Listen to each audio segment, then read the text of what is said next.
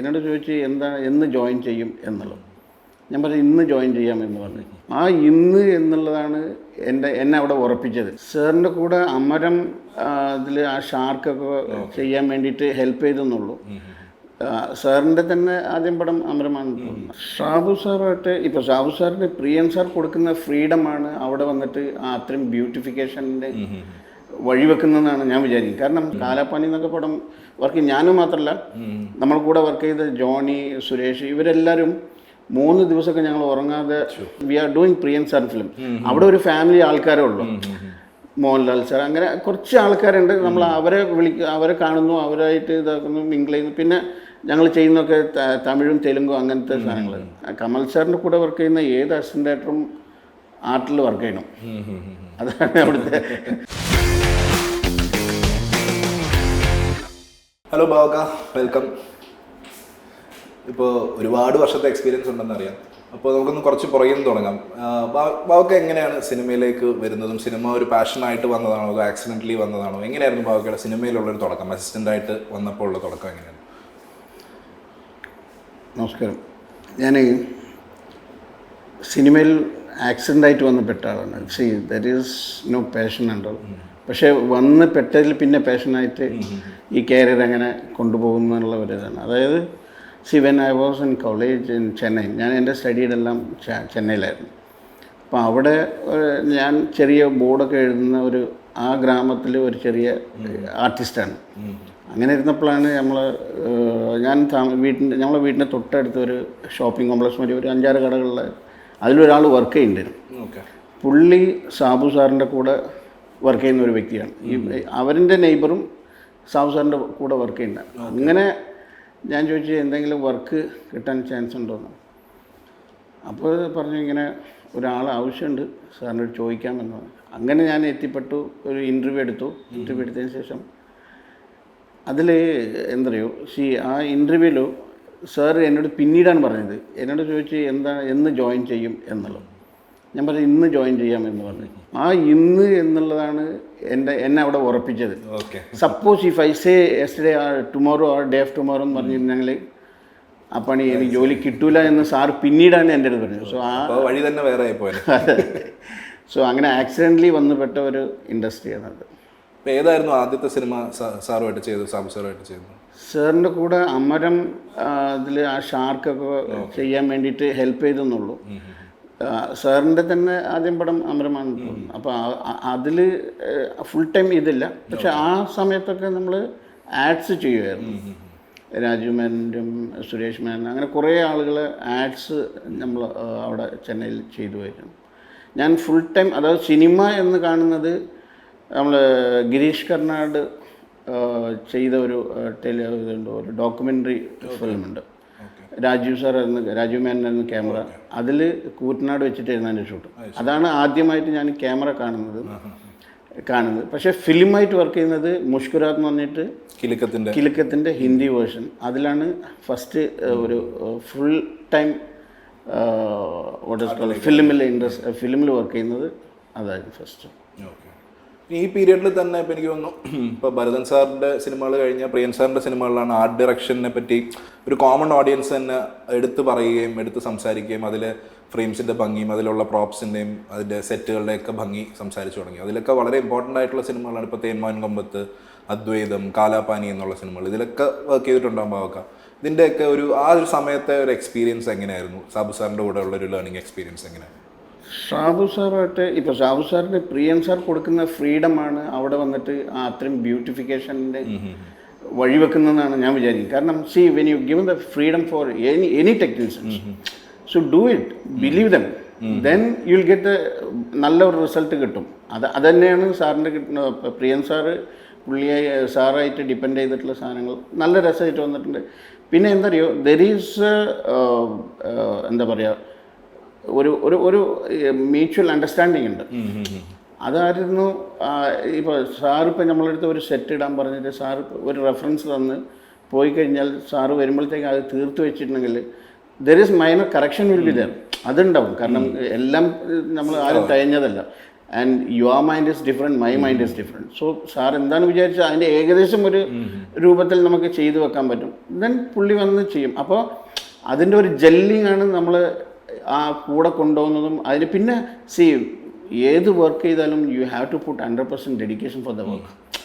Otherwise you won't reach on that right place. അതായിരുന്നു നമ്മൾ ആദ്യം ഞാനൊക്കെ ചെയ്തതാണ്. I never sleep. ഞാൻ കുറേ ദിവസം ഉറങ്ങാതൊക്കെ ജോലി എടുത്ത് കാലാപ്പാനി എന്നൊക്കെ പടം വർക്ക് ചെയ്യും. ഞാനും മാത്രമല്ല, നമ്മൾ കൂടെ വർക്ക് ചെയ്ത ജോണി, സുരേഷ്, ഇവരെല്ലാവരും 3 ദിവസമൊക്കെ ഞങ്ങൾ ഉറങ്ങാതെ വർക്ക് ചെയ്തിട്ട്. കാരണം ആ സമയത്ത് അവിടെ ഒരു ഗണപതി ഇത് ഉണ്ടാക്കുന്ന ഒരു ഇതുണ്ട്. അപ്പോൾ ആ സമയത്തായിരുന്നു അവിടെ സെറ്റ് വർക്ക്. അന്ന് ആരും നമുക്ക് കിട്ടിയില്ല, മോൾഡേഴ്സിനെ കിട്ടിയില്ല.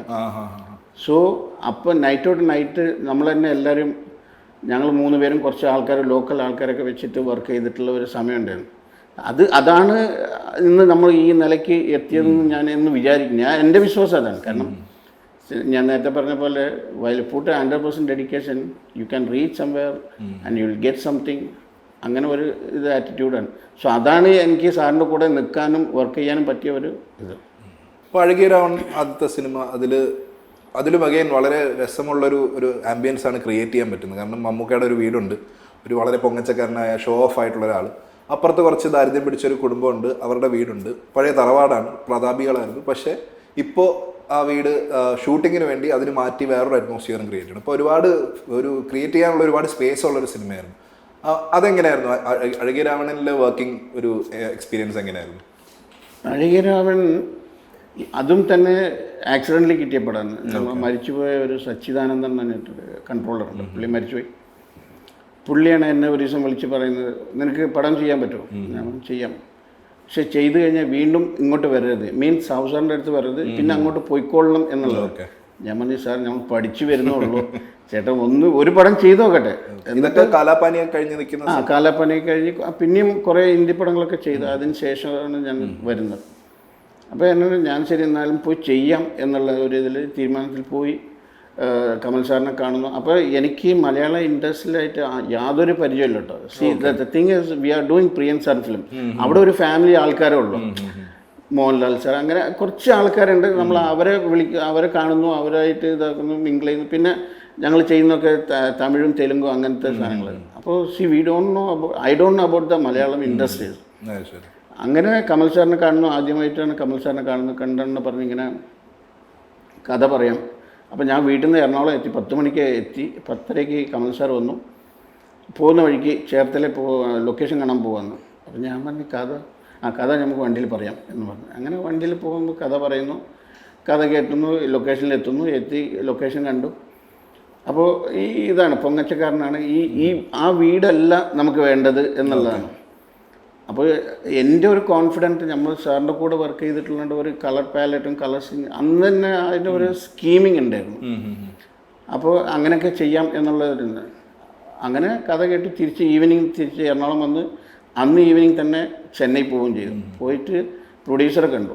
അപ്പോൾ പ്രൊഡ്യൂസർ വെച്ച് എന്താണ്, നമ്മൾ ഒരു 10-40 പേരെ വേണം, കാർപ്പൻറ്ററും പെയിൻറ്ററും. ആ മാധവൻ നായർ എന്നാണ് പുള്ളിയുടെ പേര്. പുള്ളി പറഞ്ഞു, എന്നാൽ പിന്നെ ഞാൻ സാബുസേട്ടനെ വിളിക്കില്ല, നിന്നെ എന്തിനാണ് വിളിക്കുന്നത്? അപ്പോൾ ഞാൻ പറഞ്ഞു, അപ്പോഴത്തേക്ക് സച്ചേട്ടൻ വന്നപ്പോഴത്തേക്ക് എന്താണെന്ന് ചോദിച്ചാൽ ഇങ്ങനെ പറഞ്ഞു. ഞാൻ കുറച്ച് അതിൻ്റെ കാരണം, ഞാൻ 40 പേര് ചോദിച്ചതിൻ്റെ കാരണം I don't have A time. നമ്മൾ തുടങ്ങാൻ പോകുന്നത് 7-ാം തീയതി കണ്ടത്, ഞങ്ങൾ ഡിസ്കസ് ചെയ്യുന്നത് 28th. ഓക്കെ. അപ്പോൾ അത്രയും ടൈം പീരീഡ് ഇല്ല. അപ്പോൾ 2-3 ഗ്രൂപ്പായിട്ട് ചെയ്യണം എന്നുള്ളത്. കാരണം എനിക്ക് വെച്ചാൽ ആദ്യമായിട്ടാണ് ഈ മലയാളത്തിൽ, അല്ലെങ്കിൽ ഇപ്പോൾ ഒരു ബോട്ട് ജെട്ടി എങ്ങനെ ഉണ്ടാവും എന്നുള്ളത് നമുക്ക് കണ്ടു പരിചയമില്ല, പക്ഷേ പടത്തിൽ കണ്ടിട്ടുള്ള പരിചയമാണ്. അങ്ങനെയാണ്. അപ്പോൾ അതിൻ്റെയൊക്കെ ഒരു ചെറിയ ഇതുള്ളതുകൊണ്ട് ഞാൻ പറഞ്ഞു നേരത്തെ അങ്ങനെ. അപ്പോൾ ഉടൻ തന്നെ അന്ന് നെക്സ്റ്റ് ഡേ തന്നെ ആൾക്കാരെ കയറി ഞങ്ങൾ വന്നു, വർക്ക് ചെയ്തു. കറക്റ്റ് 7-ാം തീയതി ആ ദിവസം തന്നെ ഷൂട്ട് ചെയ്യാൻ പറ്റി. അത് വലിയൊരു എക്സ്പീരിയൻസ്. അതിൻ്റെ പേടിയില്ലായ്മ എന്താണെന്ന് വെച്ചാൽ, ഇതിനേക്കാളും നമ്മൾ ചെയ്ത ചെറിയ പടങ്ങളാണ്. ചെറിയെന്ന് വെച്ചാൽ മമ്മൂട്ടി പടം ചെറിയ പടമല്ല, എന്നാലും ആസ് കമ്പയർ ദ കാലാപാനി അല്ലെങ്കിൽ പ്രിയൻ സാറിൻ്റെ കുറേ പടങ്ങൾ ചെയ്യുമ്പോൾ ദാറ്റ് ഈസ് മോർ ബിഗ്. അപ്പോൾ എനിക്ക് അതിൻ്റെ ഒരു പേടിയില്ലായ്മ ഉണ്ടായിരുന്നത് അതിൻ്റെ ഒരു എക്സ്പീരിയൻസ് ഉള്ളതുകൊണ്ടാണ്. അങ്ങനെ ഇപ്പോൾ കമൽ സാർ എന്ന് പറഞ്ഞപ്പോൾ പ്രിയൻ സാറിനെ പോലെ തന്നെ പാട്ടുകൾ വളരെ മനോഹരമായിട്ട് ചിത്രീകരിക്കുന്ന ആളാണ്. ഈ പറഞ്ഞ പോലെ വിഷ്വൽസിനും അല്ലെങ്കിൽ ആർട്ട് ഡയറക്ഷനും കോസ്റ്റ്യൂംസിനും ഒക്കെ വളരെയധികം ശ്രദ്ധ കൊടുത്തിരുന്ന ഒരാളാണ്. അങ്ങനെ അപൂർവമായിട്ട് ആ സമയത്ത് ഡയറക്ടേഴ്സ് ചെയ്യുന്നുള്ളായിരുന്നുള്ളൂ. അപ്പോൾ അദ്ദേഹത്തിൻ്റെ കൂടെ തന്നെ ഇപ്പോൾ പിന്നീട് കണ്ടിന്യൂസ് ആയിട്ട് കുറച്ചധികം സിനിമകൾ ചെയ്തു. കൃഷ്ണകുടിയിലൊരു പ്രണയകാലത്ത് നമുക്കിപ്പോഴും അത് കാണുമ്പോൾ തന്നെ ഒരു കുളിരാണ് മനസ്സിൽ. അത് ആ ഒരു ക്ലൈമറ്റ് നമ്മുടെ ഇവിടെ മലപ്പുറത്താണ് സെറ്റ് ചെയ്തെന്ന് പറയുന്നത് ആരും വിശ്വസിക്കില്ല. പെരിന്തൽമണ്ണ അങ്ങാടിപ്പുറം എന്ന് പറയുന്ന സ്ഥലത്ത്. അപ്പോൾ അത് എങ്ങനെ, ആ ഐഡിയ എങ്ങനെയാണ് വന്നത്? അങ്ങനെ കൃഷ്ണകുടി എന്ന് പറഞ്ഞ ഒരു വേൾഡിനെ ഇവിടെ ക്രിയേറ്റ് ചെയ്യാം എന്നുള്ളത് നമ്മളെല്ലാവരും മനസ്സിലും കഥ പറഞ്ഞപ്പോൾ സാർ പറഞ്ഞത് ഒരു കൂൾ പ്ലേസാണ്. സംവേർ ഇൻ ആന്ധ്ര അല്ലെങ്കിൽ കർണാടകയുടെ ഇൻറ്റീരിയർ പ്ലേസിലാണ് ഈ സ്ഥലം. അങ്ങനെ വി ജേണി ഒരു 1 വീക്ക്, ഒരു മോർ ദാൻ 1 വീക്ക് ഞങ്ങൾ ഫുൾ റെക്കി ചെയ്തിരുന്നു. അവിടെയൊക്കെ ചെയ്തു. പക്ഷെ അവിടെ എവിടെയും നമുക്ക് ഇങ്ങനെ ഒരു കംഫർട്ടായിട്ടോ അല്ലെങ്കിൽ നമുക്ക് പ്ലാറ്റ്ഫോം വേണം ആൻഡ് ട്രെയിൻ പോകണം, നമുക്ക് ഇഷ്ടമുള്ള സമയത്ത് ട്രെയിൻ ഷൂട്ട് ചെയ്യണം, അങ്ങനെ കുറേ ഇഷ്യൂസ് ഉള്ളതുകൊണ്ട് എക്സ്പെൻസീവ് ആയിരിക്കും, ഭയങ്കര എക്സ്പെൻസീവ് ആക്കും. കാരണം ഒരു ട്രെയിൻ എടുക്കുന്നതെന്ന് വെച്ചാൽ അന്ന് തന്നെ 6 ലക്ഷം രൂപയാണ് പെർ ഡേ അങ്ങനെ എന്തോ ചാർജ് ചെയ്തിട്ടുണ്ട്. അപ്പോൾ അതൊക്കെ നോക്കി കുറേ കറങ്ങി. അതായത് കമൽ സാറിൻ്റെ കൂടെ ജോസ് എന്ന് പറഞ്ഞിട്ട് അക്ബർ ജോസ് പുള്ളിയുടെ ക്ലാസ്മേറ്റുമാണ്, പുള്ളിയുടെ കൂടെ വർക്ക് ചെയ്യുന്നത്. അപ്പോൾ കുറേ കറങ്ങി. അപ്പോൾ ഈ ജോസേട്ടനും കൂടെ ഉണ്ട്. ലാസ്റ്റ് ഡേ ഞങ്ങൾ ആന്ധ്രയിൽ ഏതോ ഒരു ഇൻറ്റീരിയർ പോയിട്ട് തിരിച്ച് വരുന്ന വഴിക്ക് ജോസേട്ടൻ പറഞ്ഞ്, കമൽ എൻ്റെ ഒരു നാട്ടിലൊരു സാധനമുണ്ട്, ഒന്ന് നോക്കും, രസമായിട്ടുള്ള സ്ഥലമാണ്, പക്ഷേ നമുക്ക് എന്തെങ്കിലും ചെയ്യാൻ പറ്റിയാൽ കൊള്ളാം. അപ്പോൾ ഞങ്ങൾ തിരിച്ചു വന്ന് നേരെ ഇറങ്ങുന്നത് അങ്ങാടിപ്പുറത്താണ്. അങ്ങാടിപ്പുറത്ത് ട്രെയിനിൽ തന്നെ വന്നു. ട്രെയിനിൽ വന്ന് ഇറങ്ങി കണ്ടപ്പോൾ വി ആർ ഹാപ്പി. അപ്പോൾ എന്നോട് ചോദിച്ചു ഇത് എങ്ങനെ വർക്ക് ചെയ്യും. ദാറ്റ് ഈസ് അവിടെ നമ്മൾ ഷൂട്ട് ചെയ്യുമ്പോൾ ഇപ്പോൾ ഒരു ചെറിയ ഷെഡ് മാത്രമേ ഉള്ളൂ, അധികം ട്രെയിനൊന്നും നിർത്താത്ത സ്ഥലം, അധികം ട്രെയിനല്ല, പിന്നെ റൂഫില്ല, അങ്ങനെ കുറേ ഇഷ്യൂസ് ഉണ്ട്. അപ്പോൾ എന്നോട് ചോദിച്ചു എന്ത് ചെയ്യും. അപ്പം ഞാൻ തന്നെ സ്കെച്ച് ചെയ്തു ചെറുതായിട്ട്. നമ്മളിങ്ങനെ സാർ ഇങ്ങനെ ഒരു സാധനം ചെയ്താൽ കൊള്ളാം എന്ന് പറഞ്ഞു. അപ്പോൾ കളർ സ്കീമിനെ കുറിച്ച് ഈ നേരത്തെ നിങ്ങൾ പറഞ്ഞ പോലെ കമൽ സാറ് കളറിനെ കുറിച്ചും കോസ്റ്റ്യൂമിനെ കുറിച്ചും ലൊക്കേഷൻ്റെ, അതായത് ഈച്ച് ആൻഡ് എവറി മൈനറ്റ് പോയിൻ്റ് പുള്ളി വാല്യുബിളായിട്ട് എടുക്കുന്ന ആളാണ്. അങ്ങനെ സാർ വന്നു, ഇത് എന്തായിരിക്കും കളർ. ഞാൻ പറഞ്ഞു വിൽ ഗോ ഫോർ ലൈറ്റ് പിസ്ത പോലത്തെ കളറിലൊക്കെ പോവാം. ഇപ്പോൾ ഒരു കൂൾ, അതിൽ തന്നെ ഒരു കൂൾ ഉണ്ടാവും. പിന്നെ അപ്പോൾ എന്നോട് ചോദിച്ചാൽ അത് കാണുമോ ഈ പച്ചയല്ല. ഞാൻ പറഞ്ഞ് ഉറപ്പായിട്ടുണ്ടാവും, പക്ഷേ അവിടെ ഒരു തേക്കും ഫോറസ്റ്റാണ് അവിടെ ഞങ്ങൾ പോയ സ്ഥലത്ത്. ഈ 2 ഗ്രീനും ഡിഫറൻസ് ആണ്. അപ്പോൾ സുഖേട്ടനായിരുന്നു ക്യാമറമാൻ. സുഖേട്ടൻ പറഞ്ഞ് കുഴപ്പമുണ്ടാവില്ല, അപ്പോൾ എന്നാൽ പിന്നെ സ്റ്റാർട്ട് ചെയ്തോളം പറഞ്ഞ്. അതുവരെ നമുക്ക് പെർമിഷൻ കിട്ടിയില്ല. പെർമിഷൻ കിട്ടിയിട്ടില്ല. പക്ഷേ നമ്മൾ വർക്ക് വേറൊരു ഗ്രൗണ്ടിലിട്ട് തുടങ്ങി. അപ്പോൾ അവിടുത്തെ ആൾക്കാർ, കുറേ ആൾക്കാർ കാണുന്നുണ്ട്, എന്തോ നടക്കുന്നുണ്ടെന്നറിയാം, പക്ഷേ എന്താണെന്നുള്ള ആർക്കും വ്യക്തമായില്ല. ഒരു ദിവസം അതും സച്ചേട്ടനായിരുന്നു അതിൻ്റെ കൺട്രോളർ. പുള്ളി ഒരു ദിവസം രാത്രി 8 മണിക്ക് എന്നെ വിളിച്ച് പറഞ്ഞ്, എടാ പെർമിഷൻ കിട്ടിയിട്ടുണ്ട്, എപ്പോൾ തുടങ്ങാൻ പറ്റുമെന്ന്. ഞാൻ പറഞ്ഞു ഇപ്പോൾ തന്നെ തുടങ്ങിയേക്കാം. അപ്പോൾ എല്ലാം റെഡി ആയിരിക്കുകയാണ്, കൊണ്ടുവന്ന് ഫിറ്റ് ചെയ്യുക, കുറേ ആർച്ച് അങ്ങനത്തെ അതിൻ്റെ ഒരു വിക്ടോറിയൻ ടൈപ്പ് ഒരു സാധനം ചെയ്തു. അങ്ങനെ വന്നു. രാത്രി നൈറ്റ് ഞങ്ങളെല്ലാവരും ഒരു 8:30 9 o'clock ലഞ്ചൊക്കെ കഴിച്ചിട്ട് ഡിന്നർ കഴിച്ചു. തുടങ്ങി വെളുപ്പിന് 3 മണി വരെ വർക്ക് ചെയ്ത്. ബിൽഡിംഗ് മൊത്തം പിറ്റേന്ന് രാവിലെ ആൾക്കാർ വന്ന് കാണുമ്പോൾ ആ ബിൽഡിങ്ങേ അല്ല, വേറൊരു രാജ്യത്ത് അല്ലെങ്കിൽ വേറൊരു സ്ഥലത്ത് പോയ ഒരു ബിൽഡിങ്ങാണ്. അന്ന് മുതൽ അവിടെ ആൾക്കാരെ ഭയങ്കര കൂട്ടമായിരുന്നു. കാരണം ടൂറിസ്റ്റ് അട്രാക്ഷൻ പ്ലസ് ആ നാട്ടിൽ ഷൂട്ടിംഗ് നടന്നിട്ടില്ല, അതാണ് വേറൊരു സത്യം. പക്ഷേ എന്നാൽ പോലും അവിടുത്തെ ഞാൻ അവിടെ കണ്ടതിൽ അവിടെ സ്റ്റേഷൻസ്, അതായത് ട്രെയിൻ വന്നാലും ഇല്ലെങ്കിൽ ഭയങ്കര തിരക്കായിരുന്നു, ഷൂട്ടിംഗ് ചെയ്യാൻ പറ്റാത്ത ഒരവസ്ഥയായിരുന്നു. അപ്പോൾ ആദ്യം പറഞ്ഞ് ട്രെയിൻ എപ്പോൾ വരുന്നു അപ്പോൾ മാത്രം ടിക്കറ്റ് കൊടുക്കുന്നു. കാരണം അവിടുന്ന് 2 സ്റ്റേഷൻ അങ്ങോട്ടും 2 സ്റ്റേഷൻ ഇങ്ങോട്ടും ഉള്ളൂ, നിലമ്പൂരും ഷൊർണൂരും. ട്രെയിൻ എപ്പോൾ വരുന്നു അപ്പോൾ മാത്രമേ നമ്മൾ ടിക്കറ്റ് കൊടുക്കാവൂ എന്ന് പറഞ്ഞു. അങ്ങനെ കൊടുത്തു. എന്നിട്ട് ലാസ്റ്റ് അവിടെ ടിക്കറ്റ് ഇല്ലാതെ പേപ്പറിൽ എഴുതി കൊടുക്കുന്ന ഒരു സിറ്റുവേഷൻ ഉണ്ടായി. അത്ര ആൾക്കാർ അവിടെ വന്നു. എല്ലാവരും രാവിലെ വരുമ്പോൾ ചോറൊക്കെ പോയിട്ടാണ് വരുന്നത് അവിടെ അങ്ങ്. കാരണം ആ കാട്ടിനകത്ത് കയറി കഴിഞ്ഞാൽ, ഇതിലും കയറി കഴിഞ്ഞാൽ സുഖമായിട്ടിരിക്കാം. പിന്നെ നമ്മൾ ഈ സ്മോക്കൊക്കെ ഇട്ടിട്ടുണ്ടല്ലോ, ആൾക്കാർ ആ പടം, ഈവൻ ആ പടത്തിൽ തന്നെ നമുക്ക് കണ്ടാൽ ഭയങ്കര, നിങ്ങൾ നേരത്തെ പറഞ്ഞ പോലെ ഭയങ്കര കൂൾ ഒരു അന്തരീക്ഷം ഉണ്ടാക്കാൻ പറ്റി ആ സ്മോക്കൊക്കെ ഇട്ട്. പക്ഷെ നല്ല വർക്ക് ആയിരുന്നു കേട്ടോ. മീൻസ് എല്ലാവർക്കും, ഈവൻ കമൽ സാറിൻ്റെ കൂടെ വർക്ക് ചെയ്യുന്ന ഏത് അസിസ്റ്റൻ്റ് ഡയറക്ടറും ആർട്ടിൽ വർക്ക് ചെയ്യണം. അതാണ് അവിടുത്തെ. അപ്പോൾ എല്ലാവരും സ്മോക്ക് ഇടാൻ ഓടും. അങ്ങനെ നല്ല രസമായിട്ടുള്ള ഒരു വർക്ക് ചെയ്തിരുന്നു.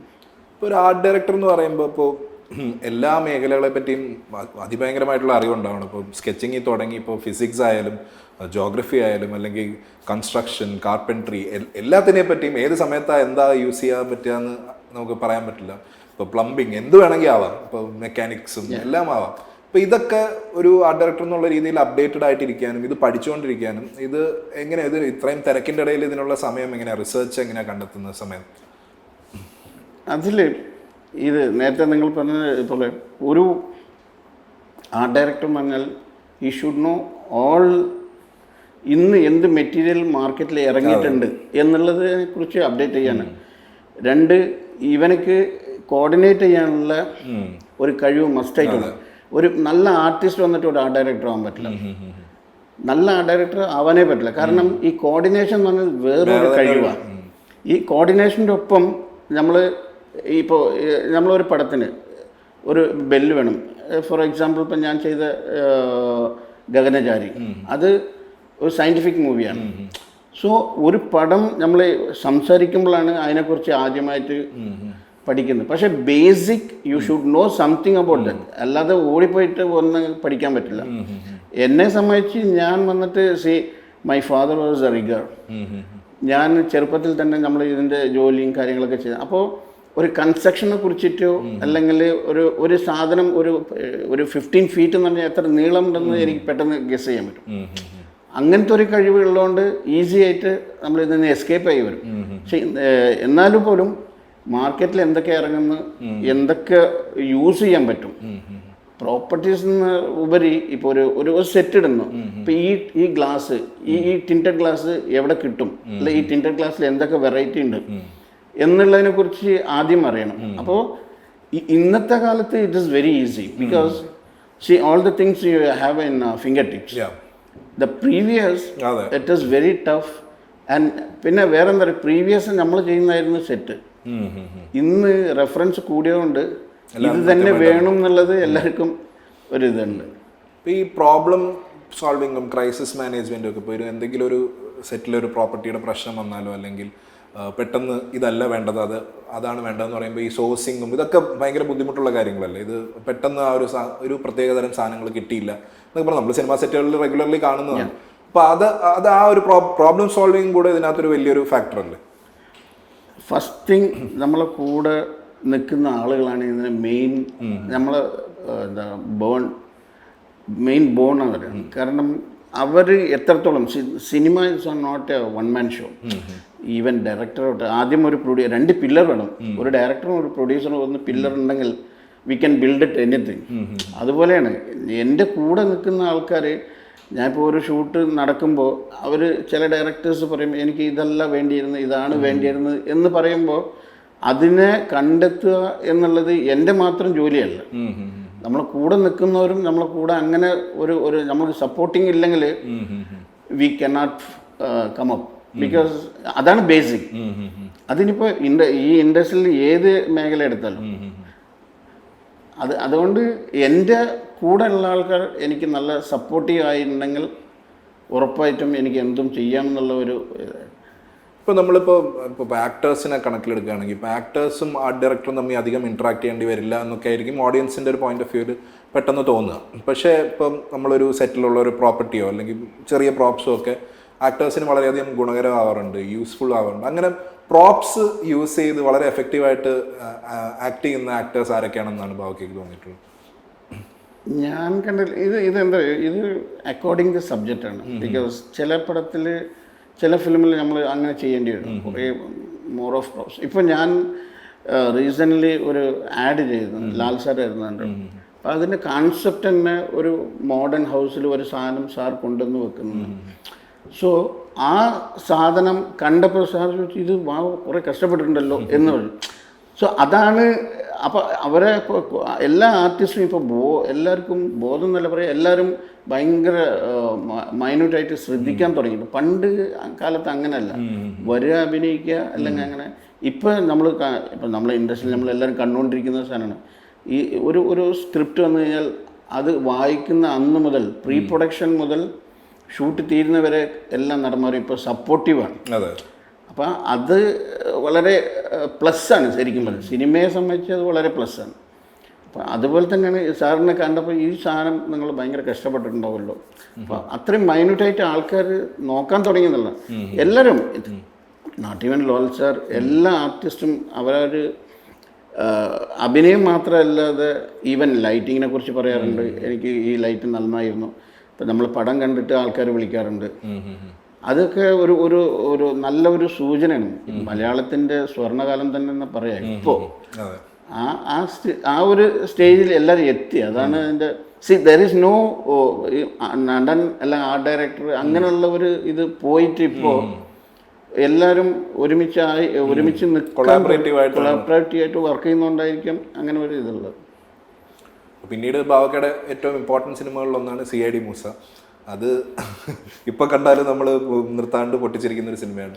അതിലെ ഓരോ സാധനങ്ങളും അതെല്ലാം നമ്മൾ വളരെ ക്രേസി ആയിട്ടുള്ള ഐഡിയാസാണ് അതിൽ.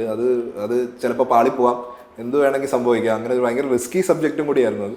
ഒരുപാട് പുതിയ സൈക്കിൾ ആ സൈക്കിളായാലും അല്ലെങ്കിൽ ആ കാറിലില്ലാത്ത ഗാഡ്ജറ്റ്സ് ഒന്നുമില്ല. ജെയിംസ് ബോണ്ടിൻ്റെ കോമഡി വെർഷൻ പോലൊരു സാധനം. ഇതൊക്കെ എങ്ങനെയാണ് സ്ക്രിപ്റ്റിലുണ്ടായിരുന്നതാണോ? കുറേ ബാവക്കയുടെ ഇൻപുട്സ് എത്രത്തോളം ഉണ്ടായിരുന്നു? എന്തൊക്കെയായിരുന്നു അന്നത്തെ ഒരു ചാലഞ്ച്? അതും ഈ ഗൂഗിളൊന്നും ഇല്ല, റെഫറൻസുകളും അങ്ങനെയൊക്കെ എടുക്കാൻ ബുദ്ധിമുട്ടായിരിക്കും, ഇത് സോഴ്സ് ചെയ്യാൻ ബുദ്ധിമുട്ടായിരിക്കും. വല്ലാത്തൊരു സമയമായിരുന്നല്ലോ അന്ന്. ഫിലിമിലാണ് ഷൂട്ട് ചെയ്യുന്നത്, ടൈം ഒരുപാട് വേണ്ടി വരും. അപ്പോൾ എങ്ങനെയായിരുന്നു CID മൂസ എന്ന് പറയുന്നത്? അതിൻ്റെ ഒരു വേൾഡ് ബിൽഡിംഗ് എങ്ങനെയായിരുന്നു?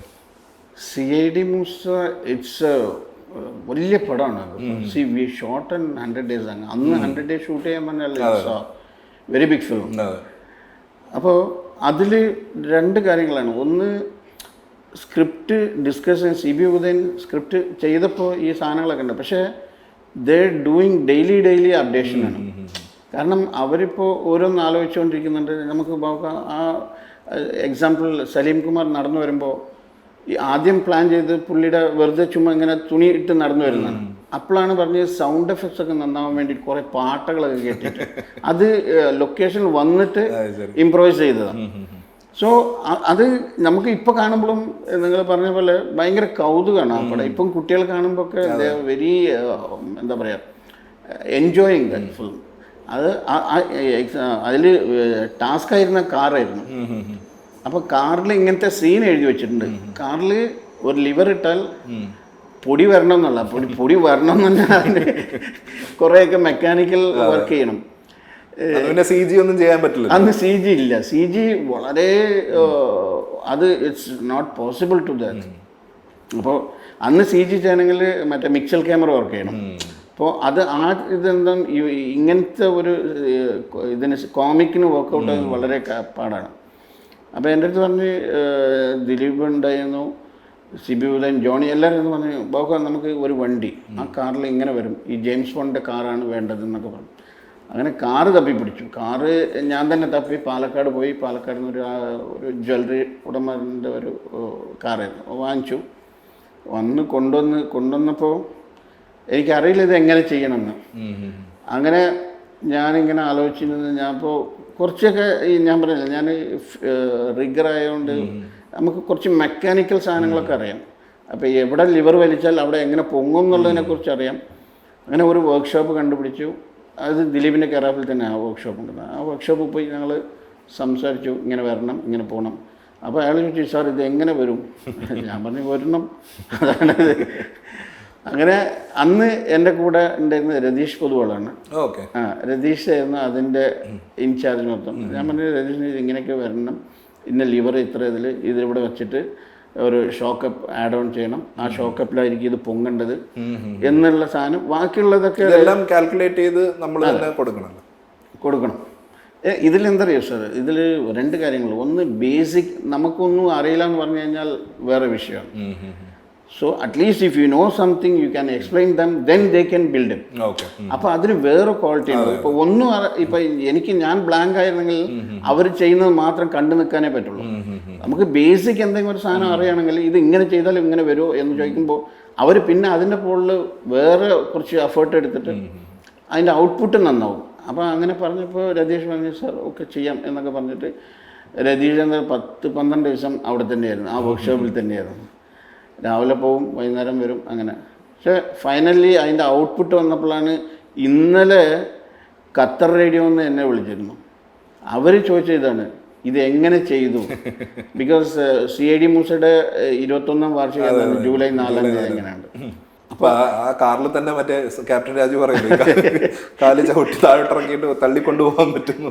അതൊക്കെ സിബി ഉദയൻ്റെ ക്രിയേഷൻ ആട്ടോ. കാരണം അവർ ഈ എന്താ കോമിക്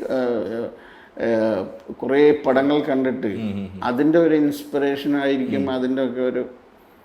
പക്ഷെ അതിൽ എനിക്ക് പറയാനുള്ളത് വെച്ചാൽ ആ സോങ് ഒക്കെയാണ് അതിൻ്റെ കുറച്ച് ഹൈലൈറ്റ് ആയിട്ടുള്ള കുറച്ച്. എല്ലാ സോങ്ങും ഹിറ്റ്സ് ആയിരുന്നു, വളരെയധികം രസകരമായിട്ട് ചിത്രീകരിച്ചിട്ടുള്ള സോങ്സ്. അപ്പൊ അതേപോലെ തന്നെ ബാവക്കയുടെ ഒരു കോമ്പിനേഷൻ VKP സാറുമായിട്ടുള്ള ഒരു കോമ്പിനേഷൻ, മുല്ലവള്ളിയും തേന്മോ. അന്ന് നമ്മൾ കണ്ടിട്ടില്ലാത്ത രീതിയിലുള്ള ഭയങ്കര അട്രാക്റ്റീവ് ആയിട്ടുള്ള വിഷ്വൽസും പുതിയ ലൊക്കേഷനും പുതിയ രീതിയിലുള്ള ഒരു കൺസ്ട്രക്ഷനും അത് ശില്പിയുടെ കഥയാണ് പറയുന്നത്, ശില്പമുണ്ട്, അത് അവരുടെ താമസിക്കുന്ന സ്ഥലവും ഒക്കെ ഭയങ്കര അട്രാക്റ്റീവ് ആയിരുന്നു. ആ പാട്ടുകളും എല്ലാം. VKP സാറിൻ്റെ കൂടെയുള്ള ഒരു വർക്കിംഗ് അറ്റ്മോസ്ഫിയർ എങ്ങനെയാണ്? VKP സാർ എന്ന് പറഞ്ഞാൽ എനിക്ക് ഏറ്റവും ജെല്ലായ, ഞാൻ ഇന്നും ഇഷ്ടപ്പെടുന്ന ഒരു വ്യക്തിയാണ്. എനിക്ക് എത്ര പടം ഉണ്ടെങ്കിലും പുള്ളിയുടെ പടം വിളിച്ച് വന്നു കഴിഞ്ഞാൽ ഞാൻ ചില പടങ്ങൾ വിട്ടിട്ട് പുള്ളിയുടെ പടം ചെയ്യാറുണ്ട്.